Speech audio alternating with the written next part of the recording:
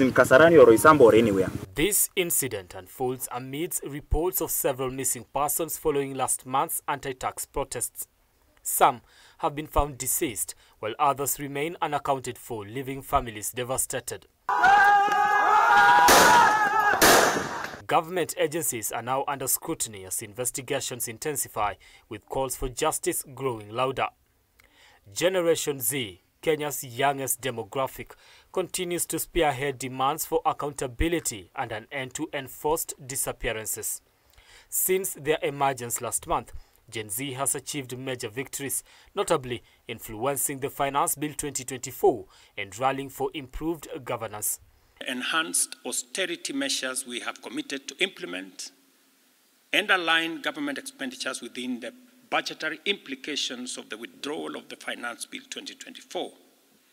The following actions shall be taken with immediate effect towards the realization of the new budget.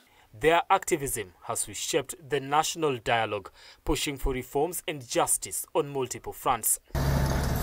Brian Amuai, K24, Nairobi.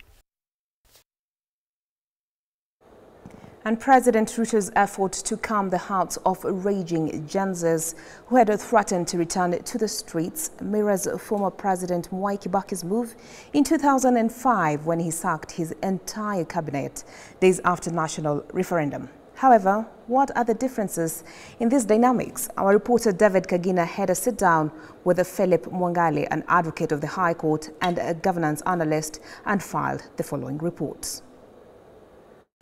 I have directed that the offices of all ministers and all assistant ministers become vacant.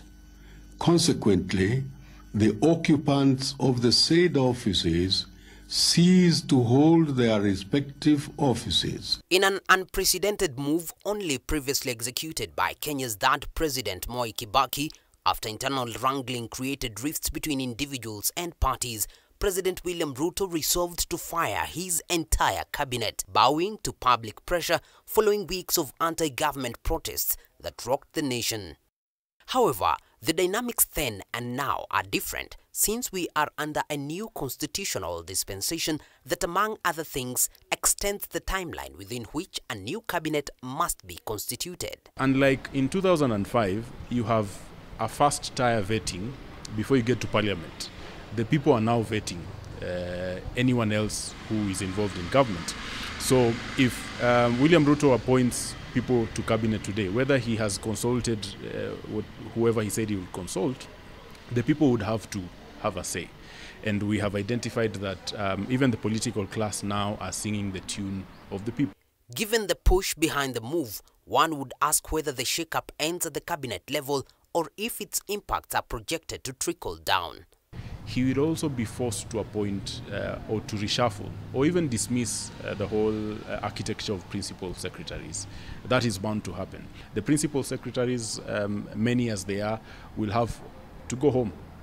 So we are looking at a restructuring of the whole government, if you may. Philip Mwangale, an advocate of the High Court and a governance expert, opines that while change is important, a total overhaul could mean moving a few steps back in the implementation of various government policies. There is nothing that stops William Ruto from, nominating an entirely fresh team. But he's faced with one challenge, that Rigathi Gachagua is still deputy president. One of the things that I think is holding him back is that he can't do anything with or about Rigathi Gachagua.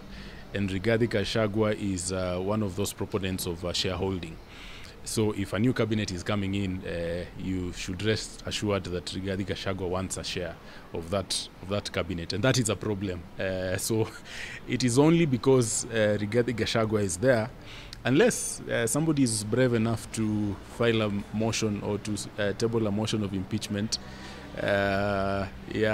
In the current political context and national conversation, can the president rehire some members from the previous cabinet based on political loyalties? The argument has been made that having a principal secretary who is a technical person in a ministry is enough. I don't think it's enough. If you have a minister, a cabinet secretary who is clueless, then that ministry is gone. So you have some of those technocrats in the PS, in the line ministries, the permanent, the principal secretaries, but they have done nothing but loot or aid the cabinet secretaries in looting. So it is not so much about the technical experience. It has a lot to do with integrity and leadership, because the cabinet needs leadership. The ministries need leadership. After paying political loyalty debts, President Kibaki and Uhuru went for technocrats for ministerial appointments. Is firing all his political appointees the way forward for President Ruto to appoint career technocrats? For you to have a government that functions, you need institutional memory. You need people who understand how government works. So there's that reality there that on one hand, Kenyans do not want him to pick the usual people, do not want him to pick people that are known to him or have been associated with him. But the reality is that where government is, unless we want to crumble things up so that we build it up later, you need some of those people who have been there before, not necessarily in cabinet, but faces that have interacted with government at some level. And will Kenya see a Gen Z make it to the cabinet? If it is playing politics, then you'd have a Gen Z in cabinet. But then for me, it is not about inclusion, it is about inclusivity. So if you're saying you are involving the youth in governance, it's not enough to just say, I have picked somebody who is a Gen Z or a millennial, they're now in cabinet, now you have calmed situations. I mean, we have young people who are in parliament who are doing nothing. You have young people or younger people, youthful people who have been in cabinet and they have done nothing. So it's not really a question of who from what demographic gets into cabinet. I would rather substance informs these things. David Kagina, K24, Nairobi. And in our earlier story, as the heat continues to mount on public servants for accountability, Inspector General of Police Japheth Koome is the latest victim to succumb to pressure following intense criticism of officers' conduct during the recent anti-government protest that left at least 39 people dead. The Office of the President, William Ruto, has announced Koome's resignation barely a day after he sacked nearly his entire cabinet. And as Busara Naman reports, Deputy Inspector General Douglas Kanja will take over the mantle as the acting police chief. The pressure has been mounting on President William Ruto to sack Inspector General of Police Japheth Koome over police brutality against peaceful protesters. And after weeks of silence and hesitation, Inspector General of Police Japheth Koome has finally resigned, with the Deputy Inspector General of the Kenya Police Service Douglas Kanja taking his place until Parliament nominates and approves Koome's replacement. In a statement to newsrooms, State House spokesperson Hussein Mohammed announced that Kanja will be deputized by Eliud Langat as the acting Deputy IG of the Kenya Police Service and James Kamau as the acting Deputy IG of the Administration Police. While the reasons for Koome's resignation are unclear, the former IG has attracted criticism for his words and actions, with calls for his resignation growing by the day.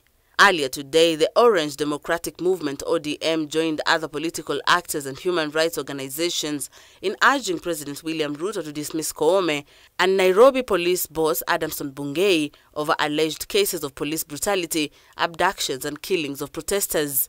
Ruto must immediately fire the Inspector General of Police, the Nairobi Police Commander, and apprehend all police officers implicated in the murders of the over 200 innocent Kenyans in peaceful protests since last year.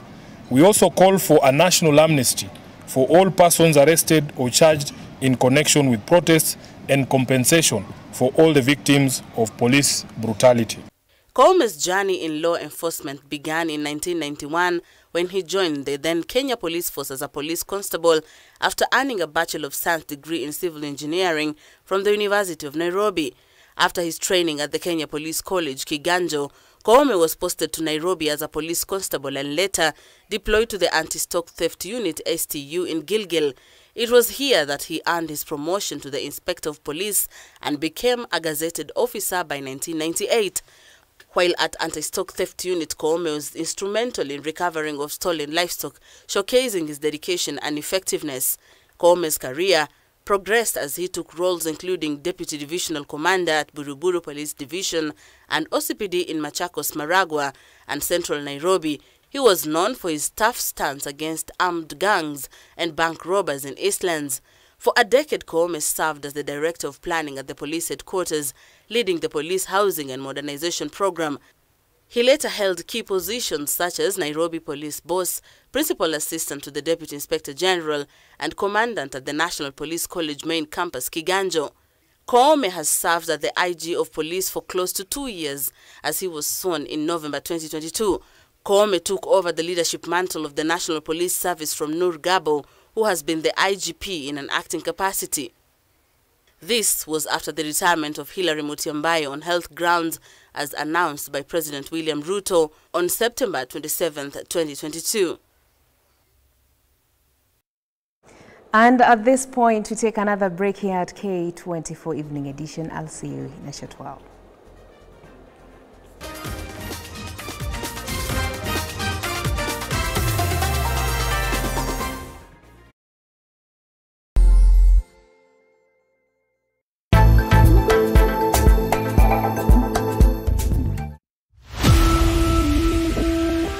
From Germany to your K24 TV screens.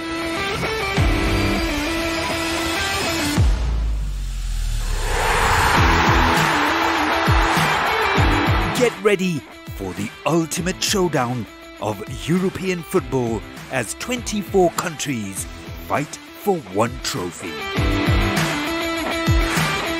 This time, the battle for glory reaches its peak.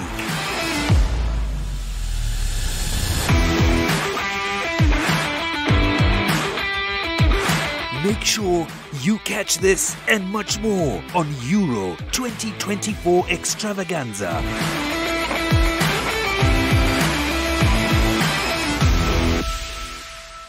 Cheza kama wewe na cheza sita. Ushinde hadi mara 5,000 ya beti yako teke teke. Yes! And it's that simple. Dial *675#. Cheza na 6 numbers kati ya 1 hadi 6. Weka bet amount yako kutoka shilingi 50 tu. Ushinde hadi mara 5,000 instantly. Cheza kama wewe na cheza sita. Na upate nafasi moja kati ya 4 ya kuwa mshindi. Dial *675# to play now. Over 18 only. Gaming is addictive. Play responsibly. This message has been authorized by the BCLB.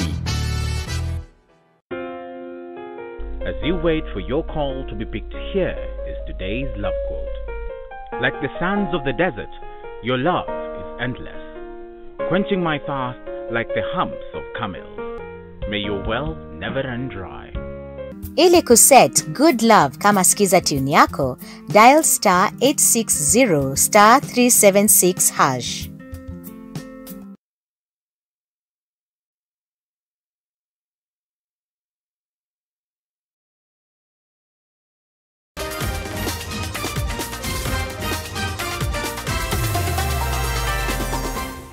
The Ufungamano Joint Forum of Religious Organization has lauded the president for dissolving the cabinet following the public outcry. They, however, faulted the president for being late in taking action, a move that caused a loss of lives and destruction of property in the country. The organizations further presented a raft of measures to ease the finance burden hurting the taxpayers. A day after President William Ruto dissolved his cabinet following weeks of public unrest, the religious sector in Nairobi presented suggestions to government to help the country move forward. Introducing ourselves. The Ufungamano Joint Forum of Religious Organizations, which comprises of main religious sectors in the country, thanked the president for heeding to the call of Kenyans. I think we need to be sympathetic about His Excellency, Dr. William Ruto, that he has finally listened. In a statement, in a former statement, we said we empathized with him because Dr. William Ruto, by nature, is not a good listener. He listens under pressure. And now the pressure was mounted so high that he finally listened, hence the changes that we saw yesterday. In line with President Ruto's move for introducing austerity measures in the country, the Fungamano religious organization tabled further measures the government should take to reduce its wage bill. The religious leaders asked the president to remove the housing levy, use vehicles of less than 2,000 cc's, reduce the number of Kenyan embassies, and the government to cancel all unconstitutional appointments. Is that the estimated expenditure on the parliament and the executive should be reduced, including the recurrent expenditure on the salaries and the remuneration of top public servants to bare minimum in order for the government to stop overtaxing Kenyans. Remove the big cars being used by the state officers and top public servants and replace them with the smaller capacity cars. Cancel all government appointments which have been made unconstitutionally and very costly to the taxpayer. While urging the leadership in the country to listen to the voice of the people, the leaders further asked the young Kenyans to call off the planned demonstrations. The organization also appealed to the president to stop police brutality and release demonstrators that had been arrested and abducted. The president and the other security apparatus to stop the police brutality in handling the demonstrators and to observe the law strictly. Also, appeals to the Gen Zs to call off the planned demonstrations in the interest of peace and stability of the country and to allow a national conversation. Anthony Kwemoi, K24 TV, Nairobi. And following the cabinet dismissal, UDA Treasurer and Kitutu Church in North Member of Parliament Japhet Nyekundi has commended President William Ruto for the sweeping dismissal of all cabinet secretaries. Nyekundi, speaking during a development tour in his constituency, praised the move but urged considerations for those demonstrating exemplary performance. Meanwhile, Kenya University Students Organization KUSO President Anthony Manyara has applauded President Ruto's decision but calls for a reconstitution cabinet that instills hope and inspires public trust, advocating for new faces and a balanced representation of youth and women with a focus on integrity in the education sector. I want to thank the President, His Excellency William Samoei Ruto, for taking a bold step today, and he has decided to dissolve the entire cabinet. I want to tell the President, you have taken a bold step. Make sure you reorganize your government and put people who are competent enough to run this government, because you took this government and made sure that you told us you will work for the people of Kenya. Kama hao mawaziri wameshindwa kufanya kazi, Mheshimiwa Rais, mimi nataka kukushukuru kwa kuwapeleka wote nyumbani, wale wazuri warudishwe. Lakini kama kuna wale ambao wameshindwa kazi, mimi kama mfuasi wako na mimi kama mbunge wa Kitutu Chache North, ninakuunga mkono ya kwamba wale ambao wameshindwa na kazi waende nyumbani. We as member of parliament, we will support you and we will support your agenda. Lakini mawaziri wako walikuangusha, let them go home, His Excellency. And I want to thank you for taking that bold step. As KUSO, we welcome the decision by the President of dismissing his entire cabinet. And we would like to say that as KUSO, we expect him to reconstitute a cabinet that gives hope, that inspires confidence, that can be able to be trusted by the people. When we are saying this, we are saying the faces that should be brought forward are new people. Our proposal is to the President, the cabinet must be constituted by equal number of youths and women and men. That means if we have 6 cabinet secretaries who are men, then we expect 6 as the youth who are under 35. And under 35, we expect that Gen Z also should be represented in that cabinet, maybe with at least 2 CSs. And now to the education front, the Kenya National Examination Council (NEC) has assured parents that the government will cover the exam and invigilation fees despite a 100% budget cut. Unveiling plans for pilot assessment for grade 9 set to begin from July 15th to 19th next week. NEC states that the pilot, known as Kenya Junior School Education Assessment, will aid the Ministry of Education in strengthening pathways for senior secondary school. For the first time, learners with a severe disability will be assessed based on pre-vocational studies such as craft, jewelry making, beauty and farming skills. Harriet Chimea reports.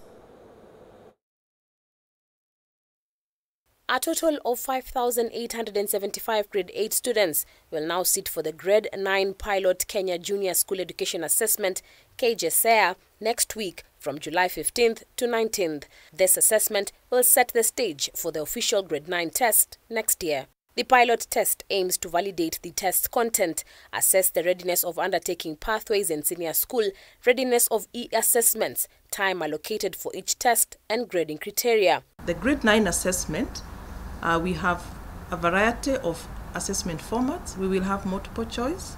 We will also have the short structured, where learners are required to write their own responses.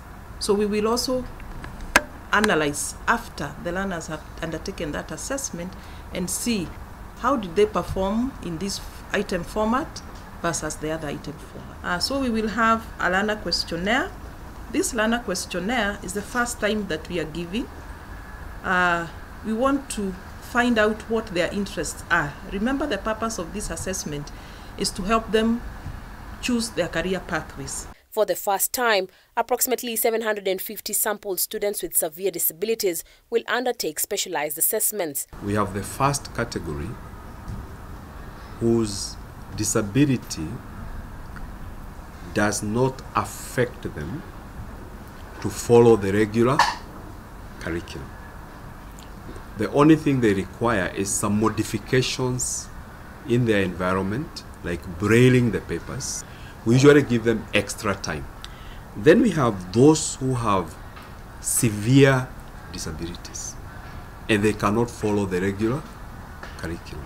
Those are the ones who will be going through the pre-vocational assessment, because ideally they cannot follow the regular curriculum. And actually this is the first time in this country that we are having an assessment for learners with severe disabilities. Areas to be assessed in the KJSEA include English, Kiswahili, Kenyan Sign Language, mathematics, integrated science, agriculture and nutrition, religious education, creative arts and sports, and pre-technical studies. Those who are following the regular curriculum, they will still have the same environment of having the invigilators coming from the neighboring schools. Students with severe disabilities sitting for the Kenya Pre-Vocational Level Education Assessment (KP-LEA) will undertake the following. Paper 1, which includes picture making, paper craft, pattern making and concrete work. Paper 2 will include jewelry and ornament making, sculpture, woodwork and weaving. Paper 3 will include leather craft, garment making, hairdressing and beauty therapy. Paper 4 will include home care and farming skills, and paper 5 will be an integrated assessment. They don't undertake written tests, but they do performance. They perform. They actually demonstrate their competencies in each of the subjects that they are doing. And for this one, the teacher teaching at that level is the one to assess. Because of the nature of the disabilities, they are used to that particular teacher, and bringing in somebody else sometimes may affect how they do perform. Following the pilot assessment, NEC will produce a sample grade 9 paper to be circulated in schools by September. NEC has reassured parents that the government will cover the examination and invigilation fees despite the budgetary allocation being scrapped. Yeah, we've been given that assurance, so there shouldn't be any anxiety in the country around the administration of the KCSE and the KIPSEA assessments at the end of this year. Harriet Chimea, K24. Well, you are watching a K24 Evening Edition, and we take a short commercial break. Don't go too far.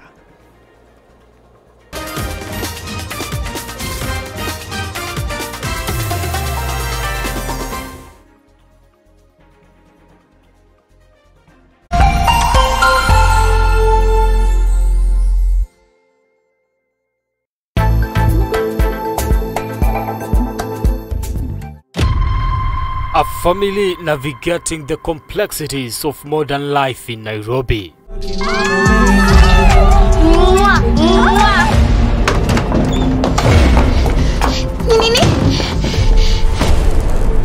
Brian! Oh my God, what have you done? Facing life challenges with resilience and humor while juggling between work and preserving